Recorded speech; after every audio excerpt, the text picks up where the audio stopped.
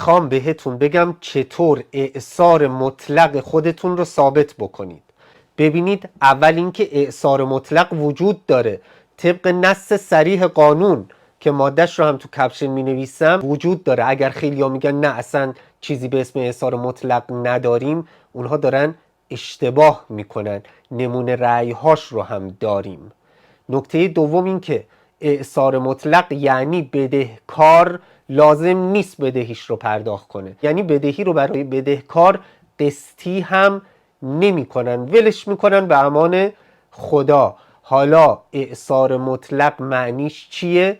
ببینید، معنیش این نیست که حتما یک نفر مریض باشه نتونه از جاش بلند شه تا ما بگیم اعصارش مطلقه.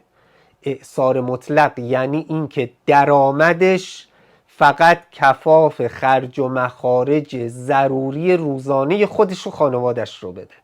یعنی از اون بیشتر اعصارش نسبت به بدهی میشه اعصار مطلق، به خصوص در مورد مهریه که اون آقا منافع مالی در قبال اون مهریه کسب نکرده که بگیم از محل اون منافع حالا بیا مهریه خانم رو بده. توجه داشته باشید، اعصار مطلق معنیش اینه و در قانون هم وجود داره. اگر سوالی یا ابهامی دارید از من بپرسید، کپشن رو هم حتما بخونید.